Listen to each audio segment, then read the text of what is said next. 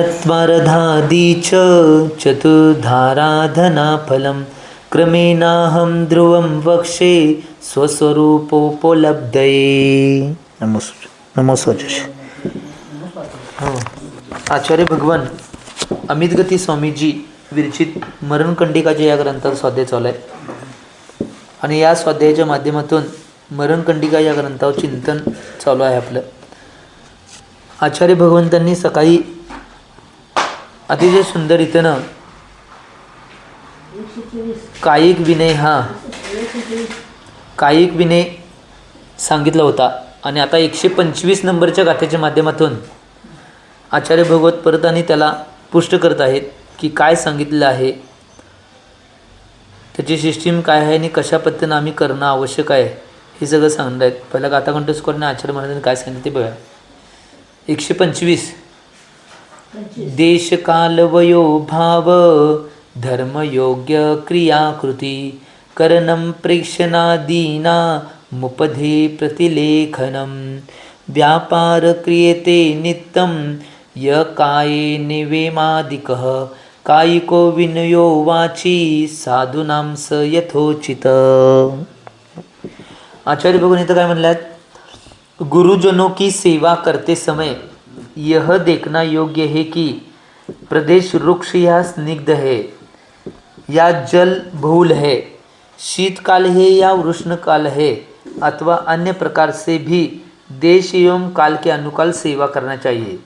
जे काय सांगले, गुरुजनांची सेवा करताना शिष्यांनी काय करायला पाहिजे माहिती काय, समय कोणता आहे बघायला पाहिजे, त्यानंतर प्रदेश कोणता आहे बघायला पाहिजे, तो वृक्ष आहे का स्निग्ध आहे, तिथं जल जास्त आहे का हे बघायला पाहिजे, आणि शीतकाल आहे का उष्णकाल आहे किंवा अन्य प्रकारने देशामध्ये कालाचं अनुकूल जसं काल असेल त्याच्या अनुकूल राहून सेवा करायला पाहिजे गुरुजनांची, हे सांगितलेलं आहे. पुढे म्हणतात, गुरु की वय बाल है या यौवन है या वृद्ध है या अतिवृद्ध है उसके अनुसार सेवा करनी चाहिए. उनके व्रत एवं संयम में दूषण अथवा अतिचार आदि न लगे, इस प्रकार उनके ग्राह्य धर्म की रक्षा करते हुए सेवा करनी चाहिए. म्हणजे काय सांगितलं बघा, गुरु लहान वय आहे का जास्त मोठे आहेत, वृद्ध आहेत का अतिवृद्ध आहेत, त्याच्या अनुसार सेवा करणं आवश्यक आहे. त्यांचं व्रतामध्ये संयमामध्ये दूषण किंवा अतिचार न लागता जो ग्राह्य धर्म सांगितले त्याची रक्षा करत नाही आम्ही सेवा करायला पाहिजे म्हणून सांगितलेलं आहे. पुढे सांगतात, उनके भावों के अनुकूल अथवा जैसी उनकी भावना या इच्छा हो, उनके शरीर को अपने शरीर का स्पर्श आदि न हो, इस प्रकार बैठकर सेवा करनी चाहिए.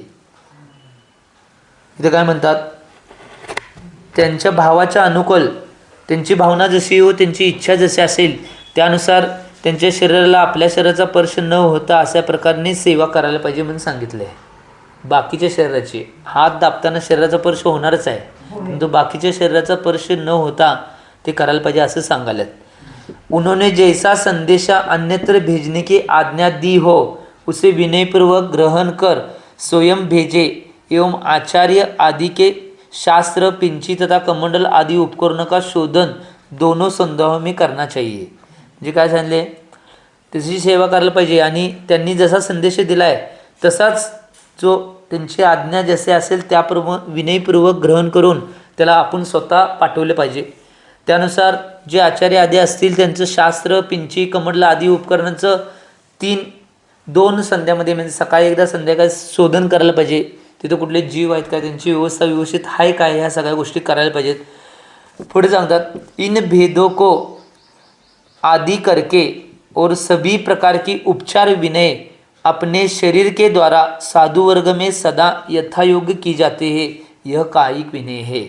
आणि या भेदांच्या प्रकाराने सगळ्या प्रकारचे उपचार विनय आपल्या शरीराद्वारा साधू वर्ग सदा यथायोग्य केले जातात, यालाच आचार्य भगवंतांनी कायिक विनय म्हटलेला आहे. अशा पद्धतीने सगळे विनय करायला पाहिजे, त्यांची सेवा करायला पाहिजे. वयावरती जे सकाळपासून सगळं सांगत आल्यात ते सगळे कायिक विनयचे प्रकार आहेत आणि त्याच्या पद्धतीनं कायिक विनय आम्ही करायला पाहिजे, ही गोष्ट महत्त्वाची आहे. पुढे म्हणतात, वाचिक विनय काय आहे हे पुढच्या गाथेमध्ये सांगणार आहेत. 127 नंबरची गाथा. पूजा संपादकं वाक्य मनिष्ठुरमकर्कशं अक्रिया वर्णनकं श्रव्यं सत्यं सूत्रानुवीचिकम. तर आचार्य बघून इथं काय सांगाल्यात? आचार्य बघून इथं सांगाल्यात पूजा संपादक, अनिष्ठुर, अकर्कश, पापारंभ, अकारक, कर्णप्रिय, सत्ययोम, आगमानुकूल वचन बोलना वाचिक विनय है. वाचिक विनय पूजाचं संपादन करत असताना नाही शुद्ध व्यवस्थित बोलले. अनिष्ठुर निष्ठुर शब्द बोलायचे नाही तिथं पूजेचे. अकर्कश सुद्धा बोलायचं नाही. पापाला आरंभ असणारे किंवा अकारक असणारे. कर्णप्रिय सुद्धा बोलायचं नाही. नुसतं कानाला चांगले वाटण्यासाठी बोलावले, शास्त्रानुसार नाही असं बोलायचं नाही. सत्ययोम आगमानुकूल वचन बोलणं आणि सत्यानुसार आणि आगमानुसारच वचन बोलणे ह्याला वाचिक विनय म्हणतात. ही गोष्ट महत्त्वाची आहे. म्हणजे या सगळ्या गोष्टीमध्ये जी वचनाच्या माध्यमातून होणार आहे ते सगळे असत्य कुठल्या गोष्टी करायच्या नाहीत आणि आगमानुसार सत्यच बोलायचं, याला वाचिक विनय म्हणलेलं आहे. बोलायचं नाही. आता पुढच्या गाथेत आणि परत तेच प्रश्न करल्यात की वाचिक विनय काय आहे. उपशांत मार्गहस्तं हितं मित महेडनं योगिनो भाषामानस्य विनयो वाची वाचिकः.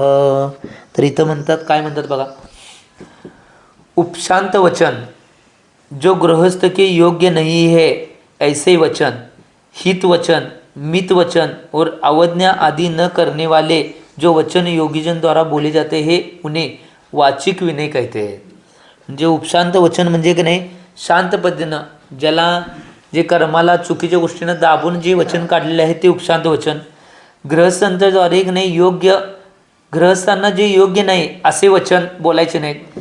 हित वचन बोलायचे, मित वचन बोलायचे आणि अवज्ञा न करणारे जे वचन आहे तेच योगीजनांचे बोलले पाहिजेत आणि त्यालाच वाचिक विनय म्हणलेला आहे. ही गोष्ट महत्त्वाची आहे आणि ही वाचिक विनय आहे म्हणून आचार्य भगवान सांगतात. आम्ही अशा पद्धतीने केले पाहिजे. आता इथं प्रश्न विचारलेत पुढं, पूजा संपादक आदि वचनों के क्या लक्षण है. वर जे सांगून ते पूजा संपादक, अनिष्ठुर, अकर्कश, पापारंभ, अकारक, कर्णप्रिय, सत्य व आगमनुकूल हे काय आहे हे सगळं सांगा म्हणून सांगाल्यात. ते सांगाल्यात उत्तरमध्ये, हे स्वामीन मैं सुन रहा हूँ, हे भगवान आपकी आज्ञा हो तो मैं जाऊँ इत्यादि रूप से आदर सूचक वचन बोलना पूजा संपादक वचन है. हे स्वामीन मी ऐकायला लागलोय, हे भगवान तुमची आज्ञा असेल तर मी जाऊ शकतोय काय, असे इत्यादी नाही आदरसूचक जे वचन आहेत त्याला पूजा संपादक म्हणतात. आदरपूर्वक वचन बोलायचे. अनिष्ठुर अर्थात जो वचन दूसरे के मन को दुखी न करे. म्हणजे अनिष्ठुर म्हणजे काय, जे दुसऱ्यांच्या नाही मनाला दुःखित न करणार आहेत असे वचन. पुढे सांगतात अकर्कश म्हणजे मधुर वचन. ते शास्त्रा थांबा, अकर्कश म्हणजे ते कर्कश वचन मध्ये येत नाही, आगमाच्या विरुद्ध असेल, समजावून सांगण्यासाठी बोलणे की ते कर्कश वचन नाहीत म्हणत त्याला. ही गोष्ट लक्षात तेच सांगवले. ते शास्त्र समजावून सांगण्याची वेगवेगळी प्रकारची शैली आहे, फक्त तसे वचन नाहीत. त्यामुळं अकर्कश म्हणजे काय, अकर्कश म्हणजे मधुर वचन. अक्रिया वर्णक वचन म्हणजे काय, असी मसी कृषि एवं अन्य आदि आरंभ जे आदि में प्रवृत्ति न करने वाले जीवों को बाधा न देने वाले वचन. म्हणजे काय, जे असी मशी कृषी वाणिज्य व्यापार आदी जे आरंभाच्या क्रिया आहेत त्या आरंभाच्या क्रियेमध्ये प्रवृत्ती न करणाऱ्याने जीवांना बाधा न पोचवणारी वचन, याला अक्रिया किंवा अक्रिया वर्णक वचन म्हणतात. श्रव्य म्हणजे काय, कर्णप्रिय वचन, कानाला चांगले वाटणारे वचन, म्हणजे शास्त्रानुसारच कानाला चांगले वाटणारे वचन बोलायचे. उपशांत वचन अर्थात रागद्वेष रहित वचन. उपशांत वचन म्हणजे रागद्वेषानं रहित असे वचन पाहिजे. त्याच्यातून नाही त्या वचनातून नाही कुणाविषयी रागद्वेष नको आहे. ते त्यांचं कल्याणाचे किंवा जिनवाणीमध्ये जे सांगितले पटवून सांगण्यासाठी ते वचन असायला पाहिजेत. अगारहस्थ वचन म्हणजे काय, मिथ्यादृष्टि या असंयमी जन को शिष्ट वचन नहीं बोलते ऐसे वचन.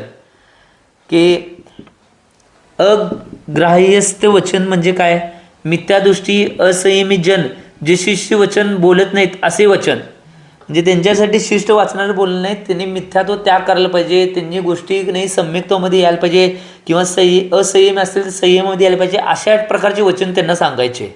ही गोष्ट महत्त्वाची आहे. हित अर्थात उभय लोकमे हितकारी वचन. हित म्हणजे काय? तिन्ही लोकांमध्ये एक हितकारी जे वचन आहेत, जीवांचं हितकार करणार आहेत, हित करणार आहेत असे वचन. मित अर्थात काय? जितना बोलने से विवक्षित अर्थ का बोध हो जावे उतना वचन तथा अहेडन अर्थात दूसरों का निरादर न करने वाले वचन. मित वचन याचा अर्थ काय म्हणजे काय? जेवढं बोलायचं आहे, जे विवेक्षित काय समजावून सांगायचं आहे तेवढा अर्थ सांगायचा, त्याचा बोध करून द्यायचा, आणि दुसऱ्याचं नाही अवहेलना करणारे, निरादर करणारे असे वचन बोलायचे नाही. याला मित वचन बोलतात. उपरयुक्त कहे अनुसार वचन बोलना वाचिक विनय है. आणि हे जे सगळं सांगितलंय अशा प्रकारचे वचन बोलणे याला वाचिक विनय म्हणलेलं आहे. आता पुढे सांगतात, पुढच्या गाथेमध्ये 129 नंबरच्या गाथेमध्ये काय सांगतात? मानसिक विनय. मानसिक विनय काय आहे हे जे प्रकार सांगलेत. हितमित परिणामम विदधानस्य मानस पापाश्रव परिणामम मुच्यते विनयो मतः. तर इथं आचार्य भगवान काय म्हणतात? आचार्य भगवान इथे सांगलेत, पाप लाने वाले अशुभ परिणामों का त्याग करना और जो गुरु को प्रिय एवं हितकारी हो उसी रूप परिणाम करना मानसिक विनय है. म्हणजे पाप आपल्याजवळ आणणारे अशुभ परिणाम जे आहेत त्यांना त्याग करणे आणि गुरूंना प्रिय आणि हितकर असे वाटणारे रूप परिणाम जे आहेत ते मानसिक विनय म्हणून सांगितलेलं आहे. ही गोष्ट महत्त्वाची आहे, आम्ही याचं चिंतन करणं आवश्यक आहे. प्रश्न काय विचारतात? गुरु के प्रति किए जाने वाले कौन कौन से परिणाम से पापाश्रव होता है. आता इथं सांगतात की गुरूंच्या विपरीत कोणते कोणते परिणाम केले ते पापाश्रव से कारणभूत आहे ते सांगायला.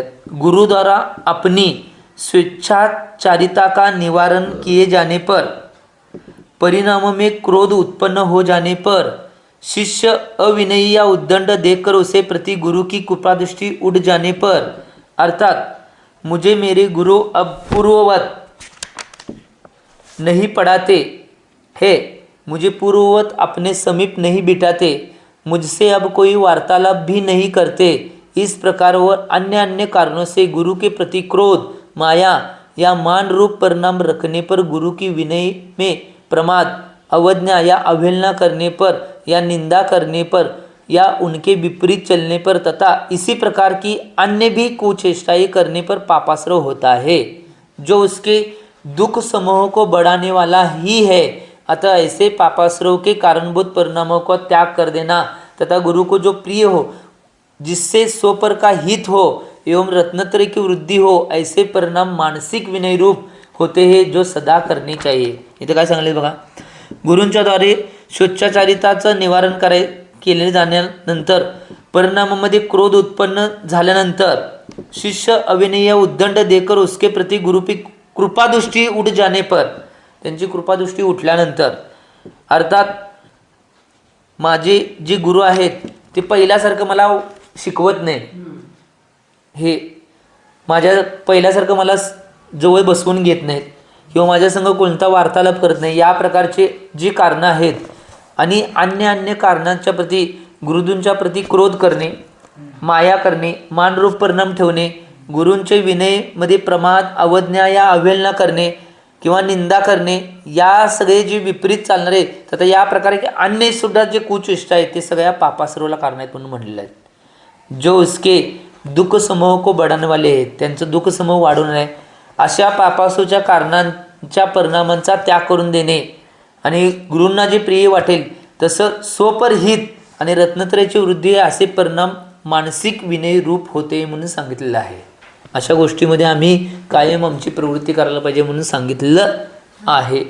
आम्ही या गोष्टी जसं सांगितलं आहे तशा पद्धतीनंच करणं आवश्यक आहे. आता परोक्ष विनय, परोक्ष म्हणजे लांबून, परोक्ष विनय काय आहे ते सांगतात. इत्ययं विनयोध्यक्ष परोक्ष समतो गुरु अप्रत्यक्षेपि या वृत्ती राज्ञा निर्देशचर्यत योः. तर इथं आचार्य बघून काय म्हणतात, इस प्रकार उपरयुक्त विवेचित सब प्रकार की विनय यदि गुरु के प्रत्यक्ष रहते की जाती है तब वह प्रत्यक्ष विनय कही जाती है, और उनके प्रत्यक्ष नहीं रहते की जाती है तो वह परोक्ष विनय कही जाती है, तथा गुरु के अभाव में भी उनकी आज्ञा निर्देश रूप आचरण करना परोक्ष विनय है. म्हणजे काय सांगितले, या प्रकारे विवेचित जे नाही सगळं सांगितलेले विनय ते गुरूंच्या प्रत्यक्ष करणे हे प्रत्यक्ष विनय आहे, आणि त्यांच्या अप्रत्यक्ष करणे म्हणजे ते प्रत्यक्ष नसताना सुद्धा करणे याला परोक्ष विनय म्हणतात. परोक्ष विनय. आणि गुरूंच्या अभावामध्ये सुद्धा आज्ञा निर्देशाचं नाही आचरण करणे याला परोक्ष विनय म्हणलेलं आहे. अर्थात जे गुरूंनी असं आचरण करा म्हणून सांगितले ते आचरण करणे या पद्धतीचं त्याला परोक्ष विनय म्हणलेलं आहे. गुरु के अतिरिक्त अन्य की भी विनय करनी चाहिए. आणि इथं काय सांगतात आता, गुरूंच्या अतिरिक्त दुसऱ्यांसुद्धा विनय करायला पाहिजे असं आचार्य भगवान सांगतात. संयतानां गृहस्थानां आरिकानां यथायथं विनय सर्वदा कार्य संसारांतम इयासुना. तर आचार्य भगवान गीत काय म्हणतात, संसार भ्रमण नष्ट करने के इच्छुक भव्य जीवों को साधुओं की विनय तो करनी ही चाहिए, किंतु जो अपने से छोटो साधु है उनके योग्य प्रिय वचन तथा प्रिय आचरण द्वारा आर्यिकों का एवं गृहस्थों का शुभ आशीर्वाद आदि उनके योग्य वचनों द्वारा उन्हें संतुष्टि प्रदान करना भी विनय की कोटि में है, जो अवश्य करना चाहिए. जिथे काय सांगितले बघा, संसार भ्रमण नष्ट करण्याचे इच्छुक जे भव्य जीव आहेत त्यांनी साधू यांची विनय करायलाच पाहिजे म्हणून सांगितले. आणि त्यात सुद्धा काय सांगितले बघा, जे आपल्यापेक्षा छोटे साधू आहेत त्यांचे सुद्धा योग्य प्रिय वचनाच्या द्वारे प्रिय आचरणाच्या द्वारे किंवा आर्यिका असतील तर आर्यिकांच्या द्वारे त्यांचं जसं पद आहे त्यानुसार त्यांची विनय त्यांची तब्येत काय असतात त्या विचारून किंवा गृहस्थांच्या द्वारे गृहस्थांना काय शुभ आशीर्वाद देऊन त्यांच्या योग्य वचनांच्या द्वारे त्यांनी संतुष्टी प्रदान करायला पाहिजे. त्यांच्या योग्य त्यांची गणे संतुष्टी प्रदान वचन काढायचे. ही विनय सुद्धा अशा पद्धतीने केली जाते आणि अशी करायला पाहिजे म्हणून सांगितलं आहे. आता एक गोष्ट असं, बुजुर्ग असतील तर त्यांची स्वास्थ्य कसं आहे हे विचारणे, त्यांना आशीर्वाद देणे या गोष्टी आहेत.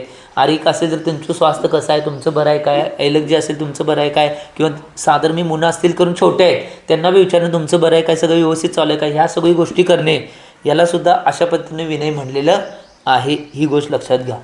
पुढच्या गाथेमध्ये आता सांगतात, विनय ही सब सिद्धी का कारण है. विनय ही सगळ्या सिद्धीची कारण आहेत म्हणून आचार्य भगवान सांगल्यात.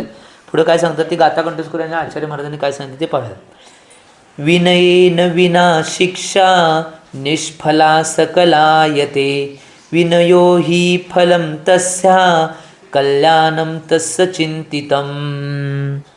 तरी आचार्य भगवान काय म्हणतात, विनय के बिना अर्थात विनय रहित साधु की सब शिक्षा व्यर्थ होती है.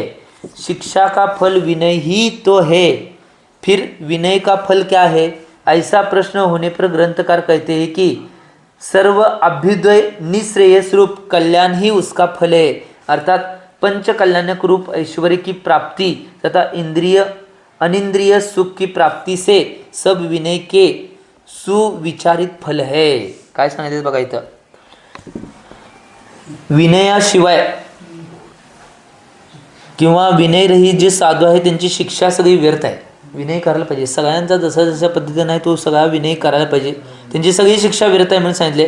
आणि शिक्षाचं फळ काय असेल तर विनय आहे. विनयाने विद्या शोभते म्हणले की त्या विनयामुळेच विद्या शोभते. आणि काय म्हणले मग विनयाचं फल काय आहे असा प्रश्न झाल्यानंतर ते सांगतात, सगळ्या अभ्युदय आणि निश्रेयस रूप कल्याणच त्याचं फळ आहे. अभ्युदय सुखांची प्राप्ती करून दे, परंपरेने मोक्षाची प्राप्ती करून दे आणि त्याचं कल्याण होतंय. अशा पद्धतीने हे कशाचं फल आहे, हे विनयाचं फल आहे. आणि पंचकल्याण रूप ऐश्वर्याची प्राप्ती किंवा इंद्रिय आणि अनिंद्रिय सुखाची प्राप्ती सुद्धा विनयामुळेच होते म्हणून सांगितले. हे विनयाचंच फल आहे म्हणून सांगितलंय. त्यामुळे विनय महत्व आहे. आणि एक गोष्ट लक्षात घ्या, ज्या व्यक्तीच्यात का नाही स्वाध्याय वाढत जाणार आहे त्याच्यात विनय वाढत जाणार आहे. अनुभव येते ही गोष्ट महत्त्वाची आहे. आणि की स्वाध्याय वाढत गेल्यानंतर विनय त्यांच्यात वाढत जाणार आहे. की सगळ्यांचं बरं आहे काय, सगळ्या व्यवस्थित आहे काय, सगळ्यांचं व्यवस्थित आहे काय, सगळ्या कल्याणाच्या प्रती, सगळ्यांचे मोक्षाच्या प्रती त्यांची भावना होणार, या सगळ्या गोष्टी त्यामुळेच वाढणार आहेत म्हणून आचार्य भगवंतांनी सांगितलेलं आहे. आणि पुढे आता का नाही याच गाथेला आणि याच पद्धतीला समजावून सांगण्याची कृपा आचार्य भगवान करतात, की उदाहरण देऊन समजून सांगणार आहे की विनय किती महत्त्वाचं आहे आणि विनयामुळे आणि काय काय मिळतं आहे, हे 2 गाथ्याच्या माध्यमातून आचार्य भगवान समजून सांगणार आहेत. विमुक्ती साध्यते येन श्रामण्यम येन वर्धते सुरीराराध्यते येन संग प्रसाद्यते विनयेन विना तेन निर्वृत्तिं यो यास्रती तरंडेन विनात्मन्ये तितिर्षती वारिधिम. तर इथं आचार्य भगवान काय म्हणतात, आचार्य भगवान इथं सांगाल्यात, जिसके द्वारा मुक्ति साध्य की जाती है, जिसके द्वारा श्रमणता वृद्धिंगत होती है, जिसके द्वारा आचार्य की आराधना होती है और जिसके द्वारा संग प्रसन्न किया जाता है वह विनय है. काय सांगितलं बघा, ज्याच्याद्वारे मुक्ती साध्य केली जाते, मुक्ती ज्याच्यामुळे मिळते, ज्याच्याद्वारे श्रमणता म्हणजे की नाही साधू पर्यायी वृद्धिंगत केले जाते, ज्याच्याद्वारा आचार्यांची आराधना केली जाते आणि ज्याच्याद्वारा संघाला प्रसन्न केले जाते, हे सगळं काय असेल तर ते विनयच आहे. ही गोष्ट महत्त्वाची आहे, सगळ्यात महत्त्वाची. अर्थात विनयवान जीव को ये उपलब्धियाँ सहज प्राप्त हो जाती है. आणि विनयवान जीव असेल तर ह्या सगळ्या उपलब्धी सहज त्याला प्राप्त होतात. ही गोष्ट महत्त्वाची आहे, आम्ही याचं चिंतन करणार आहोत. ऐसी विनय के बिना जो मोक्ष सुख प्राप्त करना चाहता है वो मानो जहाज के बिना समुद्र को पार करना चाहता है. की असे विनय सोडून जो मोक्ष सुखाला प्राप्त करण्याची इच्छा करतोय तो जहाज सोडून समुद्राला पार करायची इच्छा करलाय म्हणून उदाहरण देऊन सांगितलंय.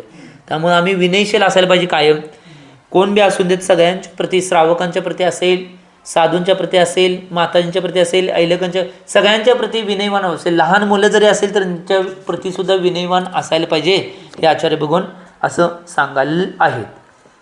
ही गोष्ट महत्त्वाची आहे. आता पुढे सांगतात, विनय के माध्यम से उत्पन्न होने वाले अन्य गुण. विनयामुळे कुठले गुण आणि प्राप्त होतात ते विचारलं. सांगतात, कल्पाचार परिज्ञानम दीपनम मानभंजनम आत्मशुद्धिरवेचित्यम मैत्री मार्दव मार्जवम. तर इथं आचार्य बघून काय म्हणतात, विनयवान का कल्पशास्त्र और आचार शास्त्र का परिज्ञान वृद्धिंगत हो जाता है, मान कषाय नष्ट हो जाती है, आत्मशुद्धि, चित्त में स्थिरता, सबके प्रति मैत्री भाव, मार्दव भाव और आर्जव भाव विकसित हो जाते हैं. काय सांगितले की विनयवान जो असतोय तो कल्पशास्त्रामध्ये आणि आचारशास्त्राचा परिज्ञानी किंवा परिज्ञान त्याचं वृद्धिंगत होते. या 2 शास्त्रावर ते काय पुढे सांगणार आहेत. सोडा, मान कशाय नष्ट होत्या, अहंकार नष्ट होतोय, आत्मशुद्धी वाढते आणि चित्तामध्ये स्थिरता येते, मनामध्ये स्थिरता येते आणि सगळ्यांच्या प्रति मैत्रीभाव वाढतात. की कोण बी असला तरी त्याच्याविषयी मैत्रीभाव वाढतात, मार्दव भाव वाढतोय आणि आर्जव भाव विकसित होतात म्हणून सांगितलंय. विनयामुळे एवढे गुण प्राप्त होतात. ही गोष्ट महत्त्वाची आहे. आता पुढे प्रश्न करतात, कल्पशास्त्र और आचारशास्त्र किसे कहते हैं और इनका ज्ञान हो जाने से क्या लाभ होता है. हे 2 जे सांगितले की विनयवान झाल्यामुळे कल्पशास्त्र आणि आचारशास्त्राचं परिज्ञान वृद्धिंगत होते, मग हे काय आहेत कल्पशास्त्र आणि आचारशास्त्र ते सांगालेत. जो शास्त्र अपराध के अनुरूप दंड विधान की संयोजना का प्रकाशन करता है उसे कल्पशास्त्र कहते हैं. म्हणजे जे शास्त्रकने अपराधाच्या अनुरूप दंडाचं विधानाची संयोजना करते, त्याचं प्रकाशन करते, त्याला कल्पशास्त्र म्हणतात. म्हणजे कुणी काहीतरी चूक केलेली आहे, त्या चुकाचं दंड काय आहे, प्रायश्चित काय आहे, ज्या शास्त्रामध्ये सांगितले त्याला कल्पशास्त्र सांगितलेलं आहे. विनयवान साधुओं को इस शास्त्र का तलपर्शी ज्ञान हो जाता है. विनयवान साधू असेल त्यांच्या या शास्त्राचं पूर्ण गहऱ्यापासून त्याचं स्वाध्याय होते म्हणून सांगितलंय. कल्पशास्त्र अविनयी साधु के लिए दंड विधान का निर्धारण करता है, अतः वह विनय का ही निरूपण करता है. कल्पशास्त्र आहे ते अविनयी साधूंच्या साठी दंड विधानाचं निर्धारण करतंय आणि म्हणून काय सांगितलंय, ती विनयाचं निरूपण करतंय म्हणून सांगितलेलं आहे. विनयाचं निरूपण करते म्हणून सांगितलं. उसके भय से साधुजन विनय करने में तत्पर रहते हैं. इस शास्त्र का ही उपकार है. आणि त्या शास्त्राच्या भयामुळं का, कारण की ही चूक केली तर हे दंड मिळते, ही चूक केली तर हे दंड मिळते, त्या शास्त्रामुळे कळते. म्हणून ते साधूजन काय करतात, विनय करण्यामध्ये तत्पर राहतात. म्हणून तो शास्त्राचा जो उपकार त्यांच्यावर तो आहे म्हणून सांगितलेला आहे. आता पुढे सांगतात, रत्नत्रय के आचरण का कथन करने में तत्पर होने से द्वादशांग के प्रथम अंग को आचारांग कहते हैं. ज्या आचार रत्नत्रयच्या आचरणाचं कथन करणारे, तत्पर असणारे जे द्वादशांग आहे, त्या द्वादशांगमधील प्रथम जे अंग आहे त्याला आचारांग अंग म्हणतात, म्हणजे आचारशास्त्र. अर्थात जिसमें मुनिजनों के आचरण का कथन हो वह आचारशास्त्र है. ज्यात मुनिजनांच्या आचरणाचं कथन केलेलं आहे त्याला आचारशास्त्र म्हणतात. त्यांनी कसं वागायचं, काय करायचं, सगळ्या गोष्टी त्यात सांगितलेल्या आहेत. म्हणजे मूलाचार, आचारसार, अनगार धर्मामृत असे जे ग्रंथ आहेत त्यामध्ये की नाही मुनींच्या आचरणाचं कथन केलेलं आहे, ते शास्त्र म्हणजे आचारशास्त्र. इसका अभिप्राय यह है कि कायिक और वाचिक विनय करने से आचारांग में कहे गए क्रम का प्रकाशन होता है. यही कारण है कि विनय करने से श्रुत की और चारित्र की अर्थात दोनों की आराधना हो जाते है. म्हणजे याचा अभिप्राय काय आहे, कायिक आणि वाचिक विनय केल्यामुळे काय होते, आचारांमध्ये सांगितलेल्या क्रमानं त्याचं प्रकाशन होतंय. आणि याचं कारण काय आहे, विनय केल्यामुळं श्रुत आणि चारित्राची दोन्हीची आराधना होते म्हणून सांगितले. श्रुताची बी आराधना होत्या आणि चारित्राची बी आराधना होत्या म्हणून सांगितले. म्हणून विनय महत्त्वाची आहे हे आचार्य भगवान सांगाल्यात. त्यामुळे या सगळ्या गोष्टींचं चिंतन झाल्यानंतर आम्ही आमच्या जेवढ्या पद्धतीनं आमचं जसं आचरण विनयपूर्वक असेल तसं ठेवणं आवश्यक आहे. पुढं आणि परत तेच आणि विनयाचंच आणि परत गाथेच्या माध्यमातून परत दृढ करतात की आणि कुठल्या गुणांना प्राप्त होतोय त्याच्यामुळं, आणि कुठले गुण आम्हाला मिळतात विनय केल्यामुळं. भक्ती प्रल्हादनम कीर्तिर्लाघवम गुरुगौरवम जिनेंद्राज्ञा गुणश्रद्धा गुणा वैनायिका मता. तर आचार्य बघून इथं काय म्हणतात ते सांगले, देव शास्त्र और गुरु में प्रगाढ़ भक्ति. खरे देव शास्त्र गुरूंच्या मध्ये प्रगाढ़ भक्ति. प्रल्हाद अर्थात हार्दिक प्रसन्नता. यश लाघव गुरु के गौरव की वृद्धि. जिनेन्द्र आज्ञा का पालन और गुण समूह में श्रद्धा भाव. ये सब गुण विनय करने वालों को स्वयंमेव प्राप्त हो जाते हैं. म्हणजे काय म्हणते, खऱ्या देवशास्त्र गुरूंच्या मध्ये प्रगाढ भक्ती निर्माण होते विनयामुळं.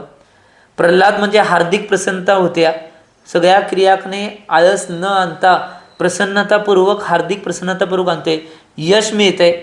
लाघव म्हणजे की नाही लघुता निर्माण होते. गुरु के प्रति गौरवाची वृद्धी होते. गुरूंच्या प्रति गौरवाची वृद्धी होते. आणि जिनेंद्र आज्ञाचं पालन होते. आणि गुणसमूहामध्ये श्रद्धाभाव. गुणसमूहामध्ये ज्या गुणांच्या समूहामध्ये असणारे त्यांच्या श्रद्धाभाव वाढणार आहेत. हे सगळे गुण आहेत ने विनय करण्याला आपोआप प्राप्त होतात म्हणून सांगितले. हे सगळे गुण प्राप्त होतात म्हणून सांगितले. आता पुढे प्रश्न करतात की प्रल्हाद गुण और लाघव गुण का क्या अभिप्राय है. बाकीचे गुण कळला आम्हाने, परंतु प्रल्हाद गुण आणि लाघव गुण काय आहे त्याच्यामुळं ते कसं काय काय असतंय त्याचं विश्लेषण करून सांगा म्हणलेत. प्रकृष्ट गुण को प्रल्हाद कहते हैं. अर्थात जिनकी विनय की जाते है उनका मन प्रफुल्लित हो जाता है. अर्थात उन्हें बहुत सुख होता है.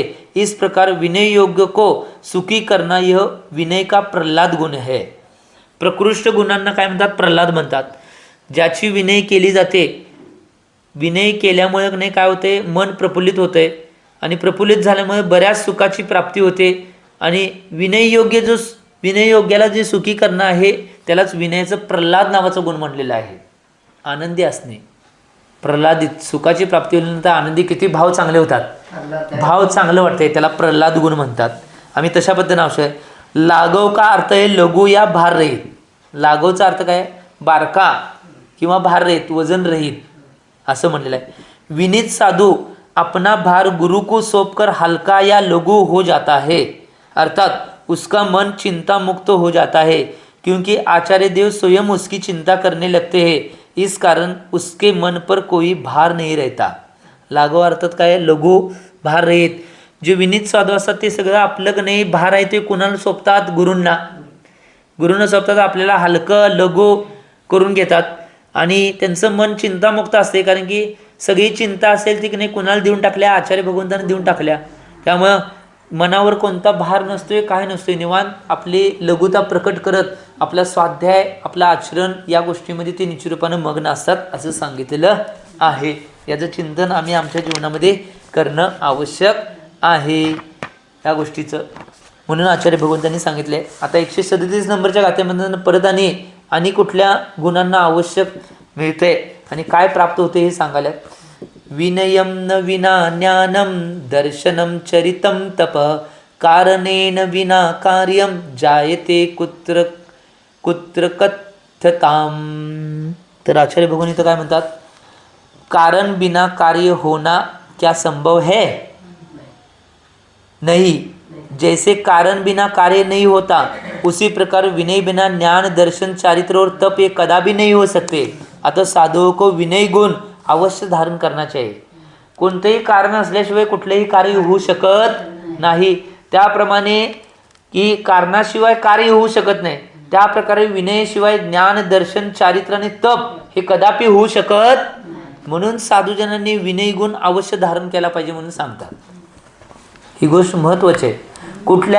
कुठल्याही कार्याला किंवा कुठल्याही गोष्टीला जर पूर्ण करायचं असेल तर त्याचं कारण पाहिजे. त्या कारणाशी त्या कार्याला किंवा त्या गोष्टीला आपण पूर्ण करतोय. तसंच आमच्या जीवनामध्ये जर विनय असेल तर विनयाशिवाय ज्ञानदर्शन चारित्र आणि तप कधी होऊ शकत नाही. कारणाशिवाय कार्य होऊ शकत नाही, तसं विनयाशिवाय ज्ञानदर्शन चारित्र आणि तप होऊ शकत नाही. म्हणून जे साधू आहेत त्यांनी विनय गुण अवश्य धारण केला पाहिजे म्हणून सांगाले. विनयाच्या प्रकरणातील शेवटची गाथा आचार्य भगवान 138 नंबर सांगाल्यात. त्यानंतर पुढचा 5वा अधिकार चालू होणार आहे. ही शेवटची गाथा घेऊया की आचार्य भगवंतांनी काय सांगितले ते. समस्ता संपद सद्दो विधाय वशवर्तिनी चिंतामणी रिवाभीष्टम विनय कुरुते नकम. तर आचार्य भगवान इथं काय म्हणतात, इस प्रकार समस्त संपदाओं को शीघ्र ही अपने वश में करने वाले चिंतामणि रत्न के समान इस अभिष्ट विनय को क्यों न किया जाए. अर्थात विनय अवश्य ही करणे चाहिए. इथं काय सांगतात बघा, अशा समस्त संपदांना शीघ्रपणे आपल्या वश जर करायचं असेल किंवा चिंतामणी रत्नासमान, चिंतामणी रत्न काय चिंतित वस्तू देते, ती चिंतामणी रत्न असते. ते आपल्याला काय चिंतित मनाला येईल ते नाही सगळं देऊन टाकते. आत्ता इथं चिंतामणी रत्न कोणता असेल तर अभिष्ट विनय आहे, ते चिंतामणी आहे. जसं चिंतामणी सगळं देते तसं विनय आपल्याला सगळं त्या गुणांना सगळ्या संपदांना लगेचच्या लगेच मिळवून देते. म्हणून आम्ही काय करायला पाहिजे, विनय केलीच पाहिजे. ही गोष्ट महत्त्वाची आहे. म्हणून आचार्य भगवंत सांगले तर आमच्या जीवनामध्ये अशा प्रकारचा विनय आम्ही करणं आवश्यक आहे म्हणून आचार्य भगवंतांनी सांगितले. आणि हा विनय आपल्या जीवनामध्ये सगळ्यांनी करावा एवढी भावना करतो. कारण की आज आवश्यक आहे अशा प्रकारच्या सगळ्या विनयांना आम्ही प्राप्त करणं आवश्यक आहे. म्हणून आमच्या जीवनामध्ये सुद्धा अशा प्रकारचे सगळे विनय करायला पाहिजे असं आचार्य भगवान म्हणतात. की आम्ही या विनयाला केलं तर बऱ्याच गुणांना आम्हाला प्राप्ती होते आणि भविष्यात परंपरेनं आम्हाला मोक्ष प्राप्त होईल. कारण की आचार्य भगवंतांनी काय म्हणले, या परंपरेनं मोक्षाला प्राप्त करायचं असेल तर विनय सगळ्यात मोठा सेतू आहे. म्हणून आम्ही जेवढ्या लोकांची जेवढी विनय करतात तेवढं करावं एवढी भावना करतो. आणि आजच्या वाणीला विराम देतो. जय बोला आचार्य भगवान श्री सन्मती सागरजी महाराज की